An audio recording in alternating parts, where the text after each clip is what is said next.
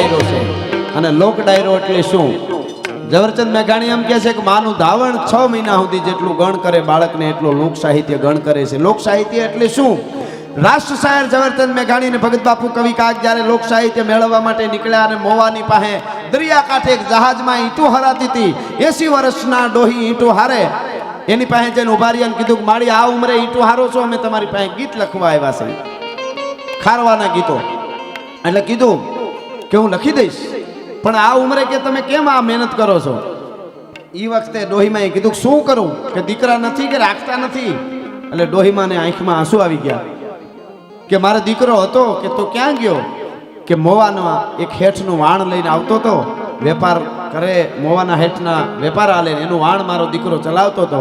એ વાણ લઈને આવતો હતો ને એ દરિયામાં ડૂબી ગયું વાણ ને મારો દીકરો ડૂબી ગયો. ભાઈ મેઘાણી ભાઈ કાગબાપુ એ વખતે ઝવેરચંદ મેઘાણી કાગબાપુ પોતે હામું જોઈ રહ્યા અને પછી મેઘાણીજીએ પૂછ્યું ડોહીમાં તો તમારે 80 વર્ષે મહેનત કરવાની મજૂરી કરવાની જરૂર નથી. જે શેઠનું વાણ લઈને તમારો દીકરો આવતો હતો ને વાણ બુડી ગયું ને એ શેઠ પાસે મોવા જઈને કયો કે વળતર આપે. તમારો દીકરો એનું વાણ તમારું એનું લઈને આવતો હોય દીકરો તમારો અને એમાં એનું મૃત્યુ થયું છે તો એ શેઠને કયો જઈને એ તમને વળતર આપશે. એ વખતે સૌરાષ્ટ્રની ધરતીની એક ખારવાના ડોહીમાં એટલું બોલ્યા હતા મેઘાણી ભાઈ કાગબાપુ, જે મોવાના હેઠનું લાખો રૂપિયાનું વાણ મારા દીકરાના હાથે બુડી જાય હું કયા મોઢે વળતર લેવા માટે જાઉં? આ લોક સાહિત્ય છે આપણું. હા હા હા, કયા મોઢે જાઉં? મેઘાણીએ કીધું કાગબાપુ જો તો ખરા ખાનદાની. એટલે કહેવાનો અર્થ મારો એ છે કે આ ખારવાની વાત નીકળી એટલે એક બે કડી ગીતની લઈ લો યોગીભાઈ. ખારવાના લગ્ન વધારે ચોમાહે થાય ખારવા સમાજ, અને પછી 2-5 મહિના 7 મહિના એના પત્ની જે સ્ત્રી હોય આયા હોય અને આ તો લગ્ન થયા પછી તરત જ વયા જાય વાહણ લઈને. એમાં વૈશાખ મહિનો આવે છે, જહાજ લઈને એનો પીવું આવ્યો નથી, 18 વર્ષની દીકરી છે અને એમાં તેલ વેચવા વાળી બાયું આવે, એમાં કેરીયું વેચવા વાળી બાયું આવે. એ બાયું એમ કહેશે લ્યો કોઈ કેરીયું, લ્યો કોઈ કેરીયું. અને એ વખતે એમ કહેશે કે બેન તમે કેરી નથી લેવી, બહુ મીઠી છે. કે અમારે કેરી ન ખવાય. કાં તો કે મારા પીવડોના વાણ નથી આવ્યા. મેઘાણીજી કહે છે ભગત બાપુ બહુ સરસ આ ગીત બોલતા કે સખિયામાં વૈશાખે વળીએલા વન રે આંબામાં કેરીઓ આવી રે अब कोई घोड़े रे आंबलियानी हाख बोली बाई के अमारे घोड़वा वीख डारे. अमारे तो वीख घोड़वा ना रिया कारण ए सखी जेना पीजुड़ा ना गाया होई नहीं वाण, जेना पीयुना वाण नो आव्या होय, जेना पीयुड़ा ना गाया होई नहीं वाण नवीन चीजू न चाखीए रे एवी अमे करीए भूये रे पथारी माथाમાં તેલ ન નાખીએ રે. આ સૌરાષ્ટ્રની ધરતી આપણી ગુજરાતની ધરતી જેના પીવડાના આવ્યા હોય ની વાણ અમે નવીન ચીજ ન ચાખી અને માથામાં તેલ ન નાખી. શું કામ એ મારો પીયું નથી આવ્યો? એમાં એક ખારવાની બાઈ 18 વર્ષની અને લગ્નને હજી 6 મહિના થયા પણ માથાના વાળ હુગરીના માળા જેવા થઈ ગયા. ઓળે નહીં તેલ નો નાખે. ઓલી તેલ વાળી બાઈ આવી તેલ વેચવા વાળી, એને કીધું બેન તું ગલઢી કાં થઈ ગઈ એવું લાગે? કે કેમ? કે તારા માથામાં વાળ તો જો હજી તું કેવી જુવાન હતી 7મ 8મ પહેલા રાહડા લેતી હતી ત્યારે, અને અત્યારે આવી ગલઢી તારું જોબન ગયું ક્યાં એટલી વારમાં? તારી જુવાની એટલી વારમાં ક્યાં વહી ગઈ? જોબન ક્યાં વહી ગયું? એક કડી કહું બાઈ જવાબ આપે સાંભળો મારું જોબન ક્યાં ગયું. કે જોબનિયા અમારા જોબનિયા અમારા ગયા છે દરિયાની ખેપે જોબનિયા કાલે આવતા રહેશે.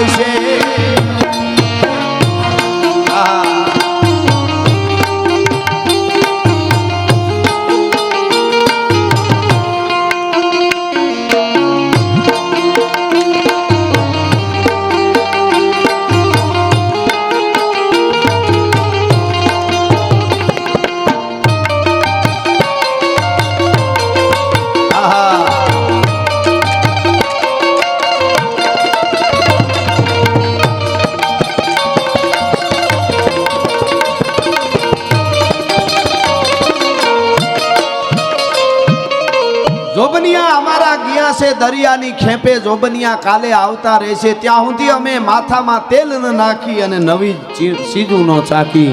ઈ ભારતીય પરંપરા છે, એ આપણી અને એ પરંપરા સાચવવા માટે યુવા ધનને આપણે બધાની આમાં જવાબદારી આવે. આપણે નદીઓ ન બગાડવી જોઈએ, આપણે ગિરનાર નો બગાડવો જોઈએ, દરિયા નો બગાડવા જોઈએ, ગમે ત્યાં થૂકાય નહીં, ગમે ત્યાં મારાથી બેહાય નહીં, ગમે એવું બોલાય નહીં. અને એ જ્યારે આપણને સમજાઈ જાય ત્યારે ભારત વર્ષ જેવો દુનિયાનો કોઈ દેશ નથી. એટલે મને ગમતી આ યુવાનો માટે એક કડી કહેવાનું મન થાય છે મારે અહીંયાથી. યુવાનો જાગો. કેવી રીતે કે હો જાવો તૈયાર સાથીઓ, હો જાવો તૈયાર. આ ધર્મનો મેળો છે. હું આપને કહું, મોદી સાહેબ માટે એક વાત મને યાદ આવી. એટલે આપણા વડાપ્રધાન શ્રી અમેરિકા જાય, અમેરિકાના પ્રેસિડેન્ટ એને બોલાવે વ્હાઇટ હાઉસમાં ભોજન કરવા માટે. અને વ્હાઇટ હાઉસમાં જ્યારે ભોજન લેવાનું હતું, 20 દેશના પ્રતિનિધિને બોલાવેલા કે વ્હાઇટ હાઉસમાં તમારા માનમાં 20 દેશના પ્રતિનિધિ આવ્યા છે, એમની સાથે ભોજન લેવાનું છે. અને હાંજના અટાણે ભોજન તૈયાર થઈ ગયું. મોદી સાહેબને કહેવામાં આવ્યું કે આ વ્હાઇટ હાઉસ અને 20 દેશના પ્રતિનિધિને તમારી સાથે ભોજન લેવા માટે બોલાવ્યા છે તમારા માનમાં. એ વખતે આ દેશના વડાપ્રધાન શ્રી નરેન્દ્રભાઈ મોદી સાહેબે એમ કીધું હતું, તમે મારા માન માટે આટલું કર્યું એ બદલ તમારો ખૂબ ખૂબ આભાર, પણ હું જે દેશમાંથી આવું છું એ દેશમાં અત્યારે નવરાત્રિ હાલે છે, મારે નકોરડા નવરાત્રા છે, એટલે નાળિયેર પાણી સિવાય હું કાંઈ નહીં પી શકું. એટલે આપણને ગમે છે અને એટલે આપણે એમને યાદ કરી. એટલે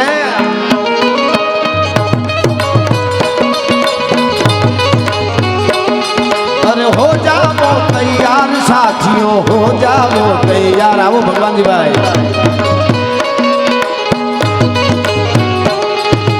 अर्पित कर दो तन मन धन,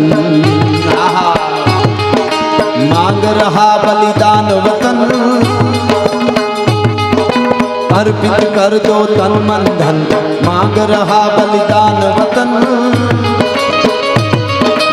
अगर देश के काम न आवे वो जीवन बेकार, तो जीवन बेकार. साथियों हो जाओ तैयार.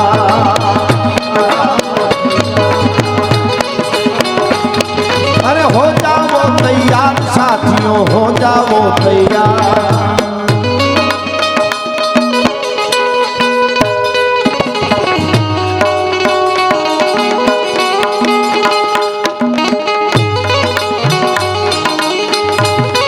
देवा बापा पधारो.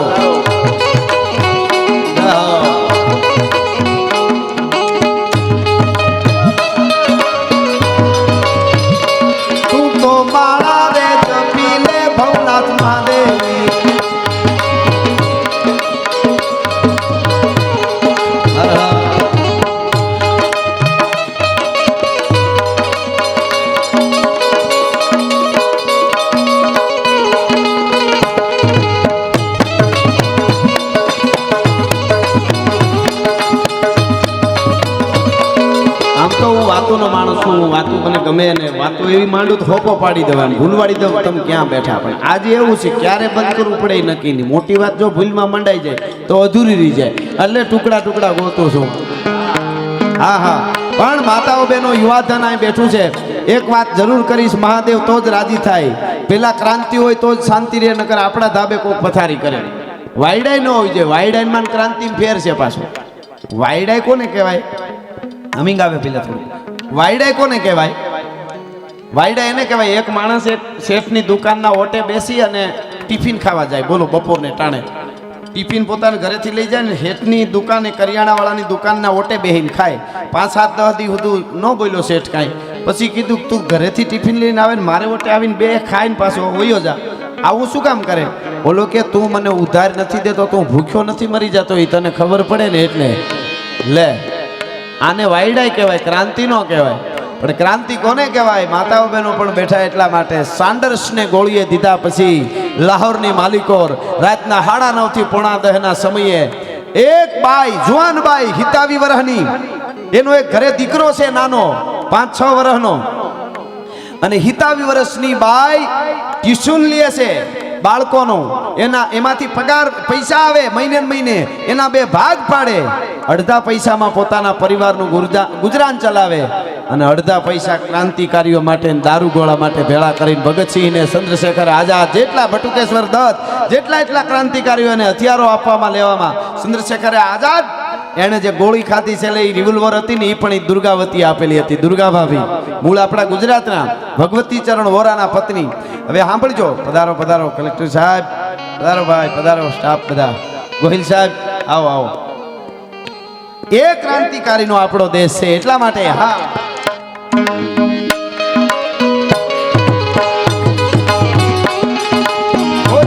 સાહેબ પધારો, આવો આવો.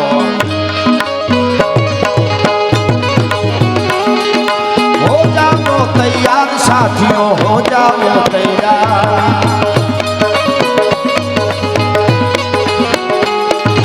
कांप उठे धरती अंबर,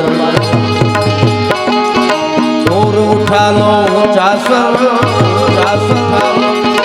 कांप उठे धरती अंबर, और उठा लो ऊंचा स्वर,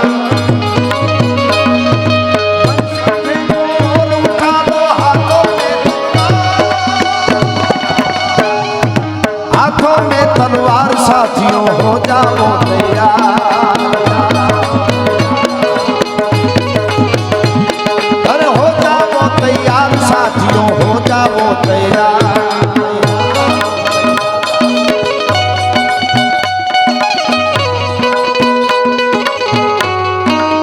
जय हो, धन्यवाद धन्यवाद धन्यवाद. देशभक्तिનું એક સરસ મજાનું ગીત.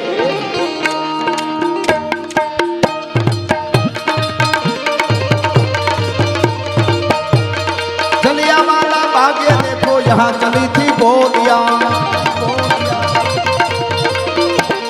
जलियांवाला बाग ये देखो यहाँ चली थी गोलियां, ये मनसूसों किसने खेली जहाँ खून की होलियां. एक तरफ बंदूकें दन दन दन दन दन दन दन, एक तरफ बंदूकें दन दन, एक तरफ थी गोलियां.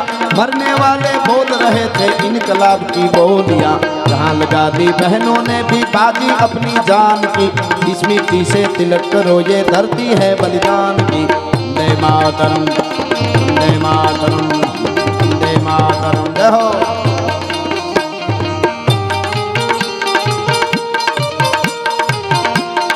आहा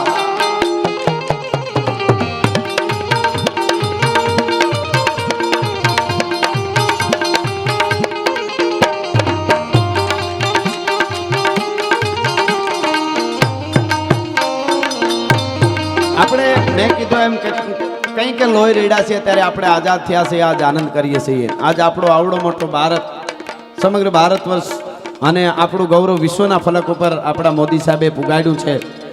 અને આપણે એમ લાગતું હતું કે મોદી સાહેબ પાકિસ્તાન ઉપર મિસાઇલ છોડશે કે પાકિસ્તાન ઉપર સેનાને મૂકી દે કે હું હતો એવું વિચારતા હતા, પણ પાકિસ્તાનને મિસાઇલે ન છોડવી પડી, કાંઈ નહીં એમને ભિખારી બનાવી દીધું. અટાણે લોટ માગે, કાશ્મીર માગતા હતા એ લોટ માગે છે અત્યારે. એ આપણા ભારત વર્ષની તાકાત છે. મુદ્દો એટલો જ છે, આપણે બધા એક થઈ જાય જ્ઞાતિ જાતિવાદ ભૂલીને, એટલે કાયમના માટે આપણો ભારત અખંડ છે અને અખંડ રહેવાનો છે. ભારતે દુનિયાને રાહ બતાવી છે, એવા મહાપુરુષોની આ ધરતી છે. આ ધરતીમાં કંઈક બલિદાન દેવાના, ત્યારે આપણે ખાલી એક થઈ જઈએ તોય ઘણું છે, બીજું બલિદાન દેવાની જરૂર નથી પડે એમ. એ ભારતીય પરંપરા છે. પણ આ દેશના યુવાન કેવા હોય, એક વાત મહાદેવ ભોળિયો રાજી થાય એટલા માટે એક વાત કરી દઉં કે આઝાદીની લડત ચાલતી હતી, આઝાદ થયો નહોતો દેશ, એમાં એક અંગ્રેજ પોલીસના થાણા ઉપર એક જુવાન ઓચિંતાનો હુમલો કરે અને પછી જુવાન ભાગે છે. એ જુવાન ભાગે હુમલો કરીને અંગ્રેજ પોલીસ એની પાછળ પડે છે. રાત છે, અંધારું છે, જુવાન મીંડો જંગલ જેવામાં ભાગવા, એમાં ગામના પાદરમાં નાનું ઝૂંપડું હળી કાઢીને ઝૂંપડામાં કરી ગયો જુવાન. અંગ્રેજ પોલીસ સીધી રસ્તે દોડી ગઈ, કેડી જેવું હતું, એમાં ઝૂંપડામાં વયો ગયો એ ખબર ન રહી. અંદર એક ઝાંખો દીવડો બળે છે, એક વૃદ્ધ ડોસી 80 વર્ષના અને એક 22 વર્ષની દીકરી, બે હુતા છે.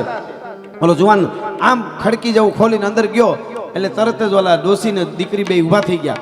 એને એમ કે આ કોણ આવી ગયું? એટલે આમ કીધું કે હું એક ક્રાંતિકારી યુવાન છું, મારી પાછળ અંગ્રેજ પોલીસ છે. એટલે તરત ડોહીએ કીધું કોઈ વાંધો નહીં, દરવાજો બંધ કરી દીધો અને ઝૂંપડા જેવો તૂટલ ફાટલ દરવાજો લાકડાનો, એમાં અંગ્રેજ પોલીસ વહી ગયા આગળ. પછી ડોહીમાં કીધું અહીં નહીં આવે, ચિંતા ન કરતા, ચારે ખૂણે આમ ઝૂંપડામાં જોવે છે આ દેશનો એક યુવાનો 20-22 વર્ષનો, અને પછી કીધું કે કોઈ પુરુષ કેમ દેખાતો નથી ઝૂંપડામાં? એટલે ડોહીમાએ કીધું પુરુષ કોઈ નથી, અમે દાદી દીકરી છે, આ મારા દીકરાની દીકરી છે. એમ બહારગામ ગયા છે? તો કે ના ના ના. 2-3 વાર પૂછ્યું એટલે ડોશીની આંખમાં આંસુ આવ્યા. એટલે તરવરિયા યુવાને પૂછ્યું કે માડી તમારા જેવા વૃદ્ધ માજી તો અમારી તાકાત છે. આ દેશની માં ધ્રુજી જાય તો પછી કોણ એને બચાવી શકે? તમારા પાસેથી અમે પ્રેરણા લઈ અને તમે રોવો છો, અમે દેશને આઝાદ કરી દઈશું. અમે ક્રાંતિકારી યુવાનો નીકળ્યા છીએ, હજારો લાખો. અને એ વખતે ડોશીએ કીધું કે બેટા મને વિશ્વાસ છે તમારા જેવા યુવાનોના બલિદાનથી દેશ આઝાદ થઈ જશે, પણ સમાજમાં કુરિવાજો જે છે એમાંથી આઝાદ કોણ કરશે? એટલે મને આંસુ આવે છે. અમારે ઝૂંપડામાં કોઈ આજ સુધી નથી આવતું, તમે આજ આવો છો. જુવાન તું આવ્યો છો એટલે કીધું કે મારી અત્યારે તમને કુરિવાજ અડધી રાતે યાદ આવ્યા શું છે? તો કે બસ એટલા માટે કોઈ નથી આવતું અહીંયા, તું આવ્યો એટલે કહી દો આ મારા દીકરાની દીકરી છે 22 વર્ષની, પરી જેવી છે ને? કે હા. આની હારે અમારા સમાજમાં કોઈ લગ્ન નથી કરતું. કેમ? તો કે 5000 દહેજ હોય તો જ લગ્ન કરે. 5000 દહેજ અમારી પાસે 500 રૂપિયા નથી. મારા દીકરાને અને મારા દીકરાની વહુને બેયને અંગ્રેજોએ મારી નાખ્યા. આ દીકરીને મેં મોટી કરી, હવે એને પરણાવ્યા પહેલા જાય તો મને મારા આત્માને શાંતિ નહીં મળે, અને 5000 દહેજ હું ક્યાંથી કાઢું? અને એ વખતે કીધું 5000 દહેજ હોય તો જ તમારી દીકરીની લગ્ન થાય, નહીતર ન થાય. તો કે ન થાય. તો કે માનો માડી તમારા દીકરીના લગ્ન થઈ ગયા. અરે માડી કોણ કરે બેટા? મારી દીકરી યારે કોણ લગ્ન કરે? દહેજ ક્યાંથી દઉં? તરવરિયો 22 વર્ષનો યુવાન બોલ્યો તો માડી એક કામ કરો, હું તમારા ઝૂંપડામાં જ બેઠો છું, અહીંથી બાજુમાં અંગ્રેજ પોલીસનું થાણું છે, ત્યાં જાઓ. અંગ્રેજ દાદી દીકરી જાઓ, અંગ્રેજ પોલીસને થાણે જઈને એટલું કહેજો, તમારે 5000 રૂપિયા જોઈએ છે ને માડી? કે હા.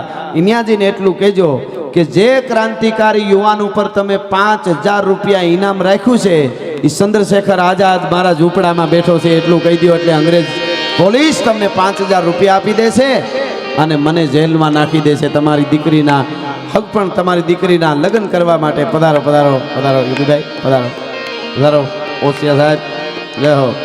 પધારો દાદા, જય હો. ત્યારે કહેવાનો અર્થ મારો એવો છે કે આવા બલિદાનો દેવાના છે ત્યારે આપણે આઝાદ થયા છીએ. એટલે ये है अपना राजपुताना नादी से तलवारों पे, ये है अपना राजपुताना नादी से तलवारों पे, जिसने सारा जीवन काटा बरसी तीर कटारों पे. हाँ धर्मेश भाई, यहाँ प्रताप का वतन पला है आजादी के नारों पे, कूद पड़ी थी जहाँ हजारों पद्मिनियाँ अंगारों पे.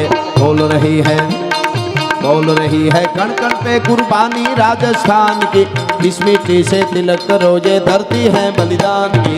वंदे मातरम, वंदे मातरम, वंदे मातरम.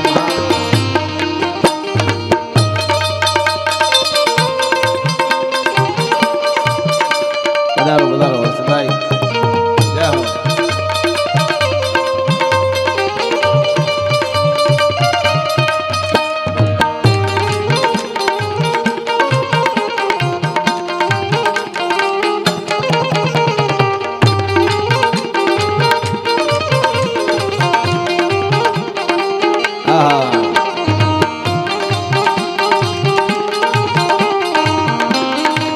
અને હવેની કડી બોલો એમાં હર હર આવે ને, જેટલા બેઠા મારો અવાજ જાય ત્યાં સુધી 2 હાથ ઊંચા કરીને મારી હર હર કરજો. હર હર આવે ત્યારે ત્યાં હું પૂરું કરીશ. એટલા માટે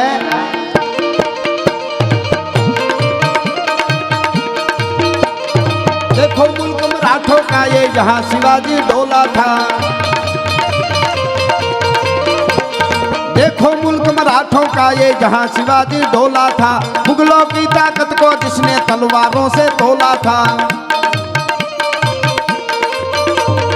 हर पर्वत पर आग लगी थी, हर पत्थर एक शोला था. बोली हर हर महादेव, बोली हर हर हर हर हर हर हर हर हर हर हर हर हर हर हर गिरनारी महाराज की, भारत माता की, सत सनातन धर्म की, नमः पार्वती पति हर हर महादेव.